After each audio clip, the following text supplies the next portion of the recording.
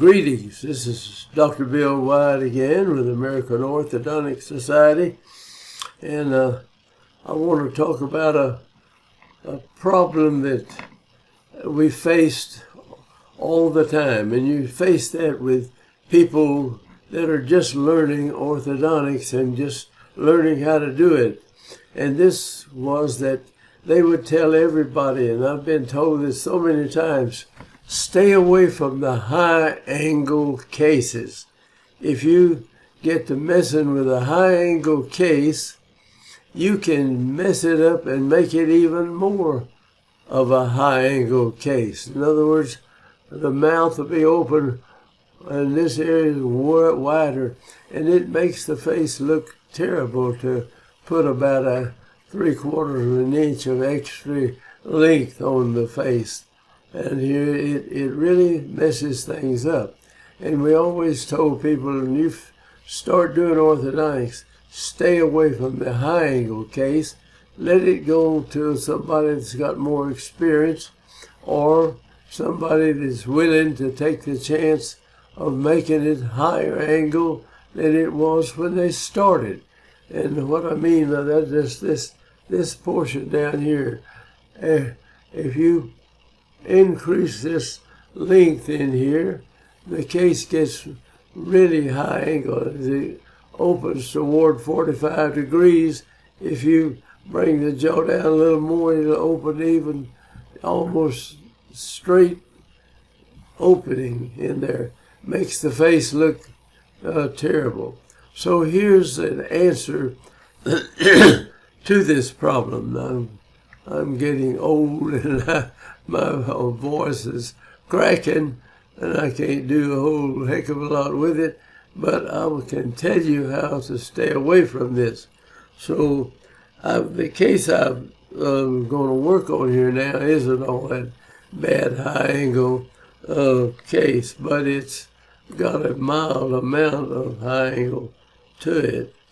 And let's get this little deal going.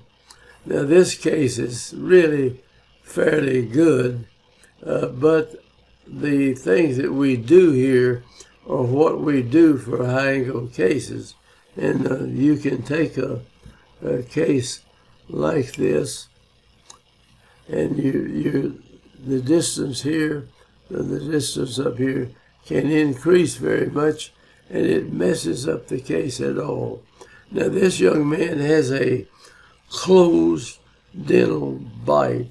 In other words, his upper teeth closed down here, and you can hardly see his lower teeth when you go in to do that.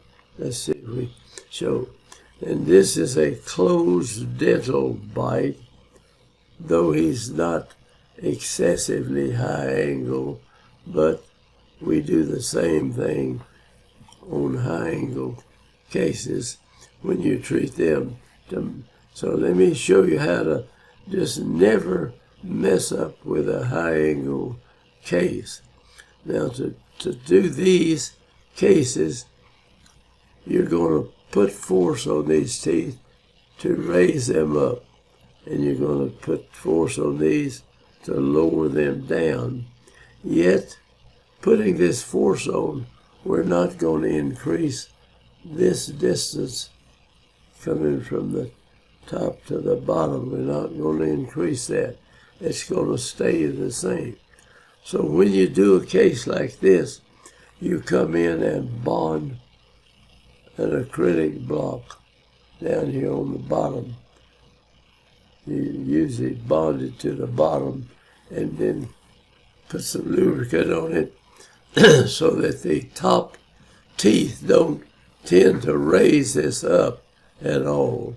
And we've got a class 2 problem. We're going to, as we get these teeth out here, we'll bring the jaw out to there.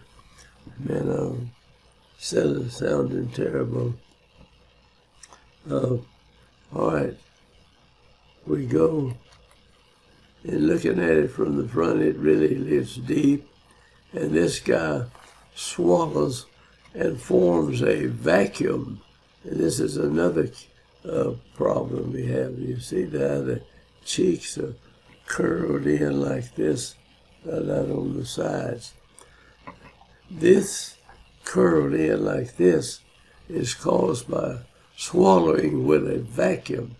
If you swallow 2 or 3 times and you've got a good seal, you'll form a negative pressure in your mouth. And the negative pressure pulls your cheeks in with a lot of force. And this force, I wondered for years what caused that. And I woke up in the night one time with my cheeks just sucked up against the teeth, just really hard. And that is what causes it. Now that's mixed with the angle of the case too. So let's get on into it a little bit further. This case is kind of mixed between the two. Now, and we look at it on this side of the mouth, we've got a class 1 relationship. This is going right down through there. This is proper. See how the distal buccal cusp of the upper 6th molar touches the mesial buccal cusp of the lower 2nd molar. And that's one of the keys of the 6 keys of occlusion. Let's see if I can get my mouse over here. On this particular case now, we're going to try to go in and work on this. One side of the mouth is class 1. I mean, that's about as good as you can get going around the mouth there to be class 1 on somebody. As you get to the front of the mouth, you've got this class 2 division 2 type thing where the upper anterior tooth comes down and hits the lower anterior teeth, and when you close the mouth, it doesn't let the jaw go forward. So this particular case has a whole group of problems in there. This suction problem, and also it is forcing this young man to bite in that position here. Now, he would probably like to have his jaw close out here somewhere. It would be better on the condyles back here if his jaw would go out this far. So what we're going to do is change the angle of these teeth and come in like that. And we will have to pull the other side forward and hold this side in the same position. So we don't want to mess up our class 1 side, but we've got a class 2 side over there, and he's got to move that. And this is a problem that we face all the time with these plastic shields, how you can rotate a jaw against another jaw is a very difficult thing to do with these plastic shields. They're a good tool for certain things, but they certainly don't do all of orthodontics, and you can do so much better with many other things, many other tools in using orthodontics. So let's look over here at the other side of the mouth. Well, we didn't get there. That is just the upper, but this is a good example of the teeth caved in like that, and the cuspids are stout, so they stay out here, and the bicuspids are weaker, molars are stronger, they hold it back out like that. But you see this so many times. So this is one big problem. This young man has this swallow pressure that squeezes in on the sides of the teeth. And one on the left side of the mouth, we've got a class 1 relation. And I'm sorry I don't have that lined up on the other, but surely we'll get to one here in a little bit. Now, in a case like this, what we do, let me go back to these models that's set up here. We come in and put blocks on the teeth. In other words, we put soft acrylic that's bonded to the bottom teeth, and then put Vaseline or something on it, keep it from attaching to the upper teeth, and have them close in position with that, and then grind the deep indentations away so that the jaw can slide around. And then we've got blocks in the back of the mouth like that. And you're saying to yourself, well, what the heck are you going to do with these blocks you've got there? All right, I'm going to go back here to this case and show you. We started this from day one. I mean, just go ahead and bond these things on here. We put the brackets on the teeth. We put the intruding wires on there. This wire right here comes around and it comes back up here like this, and then you take it way up, and this one down here, you'll go down like this with it, and you can level this bite with this double wire system. Now this one right here, you can level it while you're thinking about it with a single wire in there, especially going in there with something that they've got to hold in their mouth and eat with it. This will do the job in a matter of a month and 2 months. You'll have this bite almost level with that before you can even get started with the other deal. Now, as you pull this one down, and it's picking these teeth up here, you take this one, move it, the lower one, hook it up here, and it's pulling down on the teeth. As it pushes down here, this pushes up over here. This pushes down while this is pushing up. Same way as this other case, except we had the blocks up here in the anterior part of the mouth rather than back in the posterior part. On the other case, we had nothing touching back in here. Nothing touching back in there when they were biting through. In this particular case, we're having everything touches back here in the back. And we've actually opened this bite about 1/4 of an inch, something like that. Now, when you do this, this causes you to bite your teeth together more than you normally would. And you say, oh, why do I do that? I don't believe that.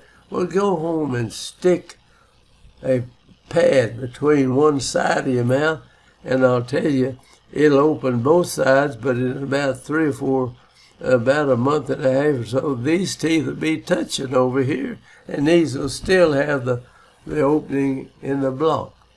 If you don't think you'll chew those blocks like mad, try it. You can see it. In other words, we're using the muscles in the jaws and making those muscles work harder to keep something from happening in orthodontics. In other words, you got somebody, if you want to close their mouth down, bond some blocks on there. Now, if they've got a deep dental bite, you want to open the teeth, you want to intrude the teeth, which they'll go up now, and they'll carry their bone structure with them. And if you move them out, it'll go with them, and in will go with them. And people don't realize, they think the tooth's going to move out of the bone. It doesn't. The bone moves with teeth. Kid sucking the thumb, a grown person doing something. I had a guy that sucked a lozenge, and he kept it in his mouth. He's 40 years old.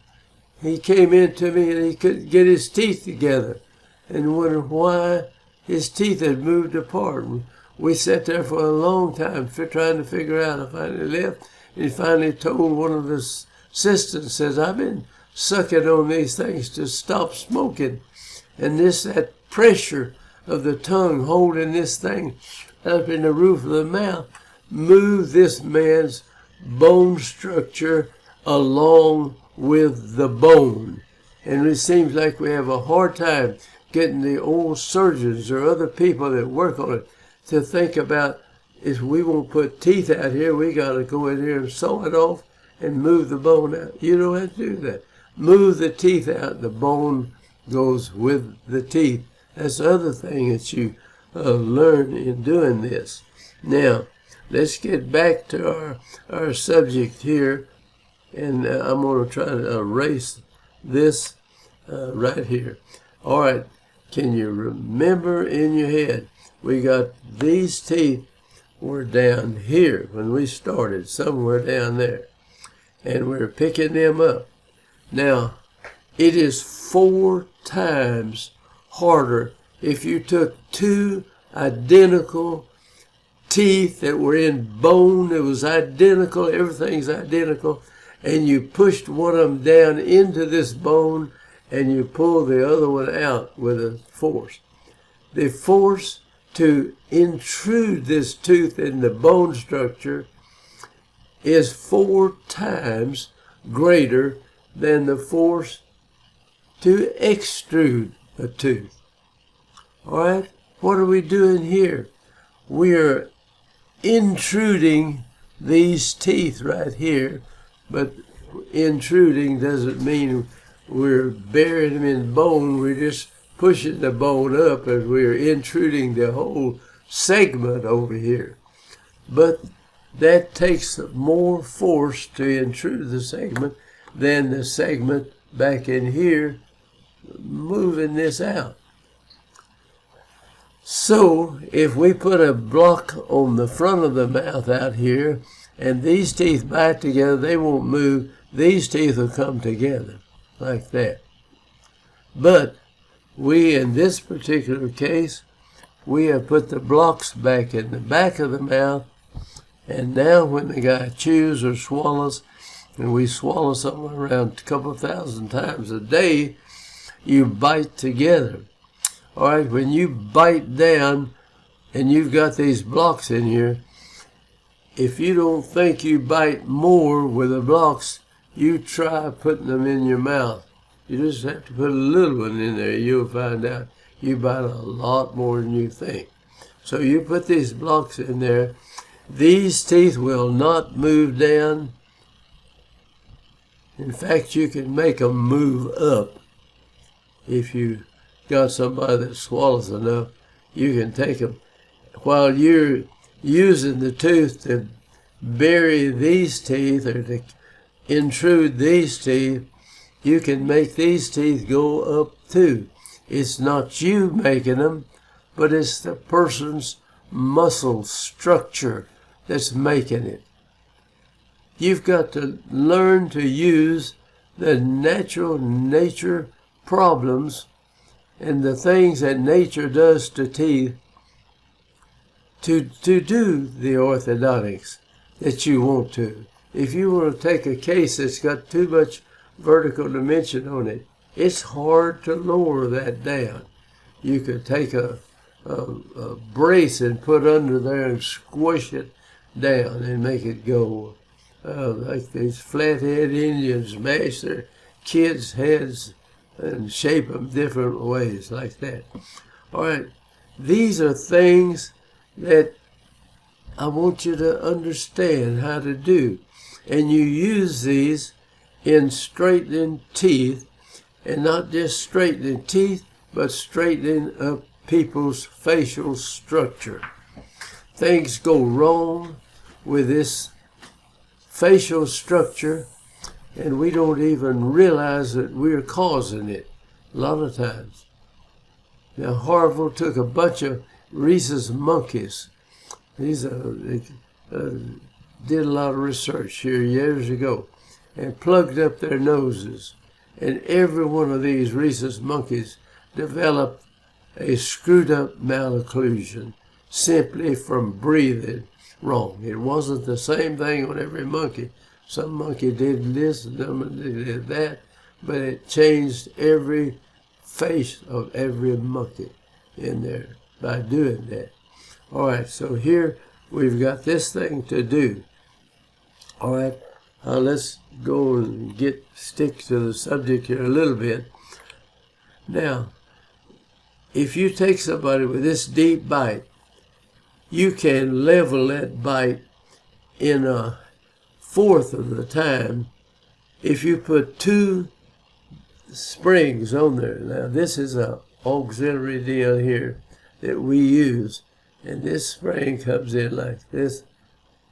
It comes, it comes in, you bend it, and then it comes around this way, and now we go up here. Now, when I pull this spring down, it tightens this up, and it wants to loosen, and it comes up there.